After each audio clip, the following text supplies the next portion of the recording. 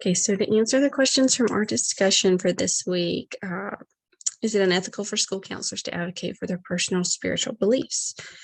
So in Wolf 2004, in his article from Teach But Don't Preach, Practical Guidelines for Addressing Spiritual Concerns of Students, when spiritual issues arise, and they will, it is unethical for school counselors to advocate for their personal spiritual beliefs. However, while yes, it is unethical, it's also very important for us to realize the difference between advocate and educate.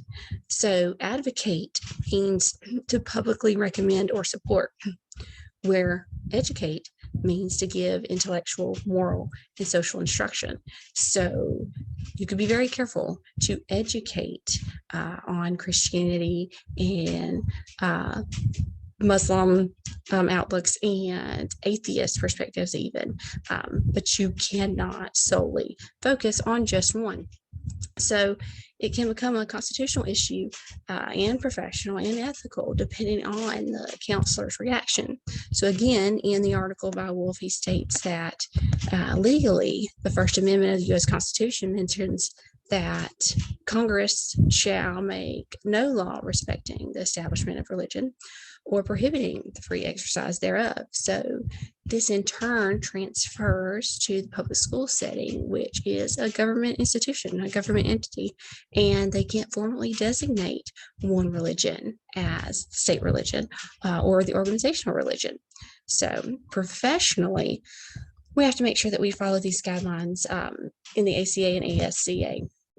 So in the ACA specifically, American Counseling Association, C5 under non-discrimination talks about how counselors do not condone or engage in discrimination against prospective or current clients, students, employees, research participants based on age, culture, disability, ethnicity, race, religion, spirituality, gender identity, and so on and so forth. And then in E8, under multicultural issues, diversity and assessment, and I didn't think about this until rereading this section again, it speaks about how counselors have to select and use much caution in assessment techniques based on the population, and they need to recognize the effects of age, culture, disability, ethnicity, religion, spirituality, sexual orientation, and so on, as they're placing the test results in proper perspectives with other relevant information, other relevant factors. So if they were very biased, then they may rate one client's assessment in a different area, either higher or lower, depending on where it fell on their own personal scale. So that's definitely something to always refer back to, is how our own personal outlook is going to affect that assessment, because we wouldn't want to jeopardize the validity of that data. So we move on to American School Counselor Association, the ASCA responsibilities. We go under A is responsibility to the students. So again, we need to respect the students, the families, values and beliefs, their spirituality, and be very careful in not imposing our own beliefs or values on them. And then under A6, appropriate referrals and advocacy, when we go to section E, we also have to be extremely careful in not referring students just because we're uncomfortable based on the differences between our personal beliefs or our values that's rooted in that religion and spirituality. So we have to be very careful before we go ahead and initiate those referrals, because we don't want to impose our values on the students or the families when making that referral to any kind of outside source. So when you go further under A10, underserved and at-risk populations, section A, we want to strive to contribute to a safe and respectful, non-discriminatory school environment.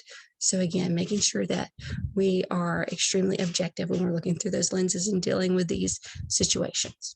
So under B3, responsibility to self, section J, it also speaks about refraining from refusing services to students based solely on our own personal beliefs and values that may be rooted in religion, culture, or ethnicity, because we need to respect that diversity and continue again to be objective. So that takes us on to ethically, it can get difficult sometimes. And conducting that self-inventory regularly on our own spirituality was really do us a great service in understanding how strong our influence is on our ability to remain objective and what areas we may need to consistently work on and work through to improve our own objectivity to a level that we're ethically comfortable with, so that we don't make the mistakes that fall under those guidelines of making referrals out of being uncomfortable, of imposing our values and our beliefs, when really we just need to do that self-inventory, self-check regularly to kind of gauge ourselves and make sure that we're still operating under our own guidelines that we're upheld to. Thank you.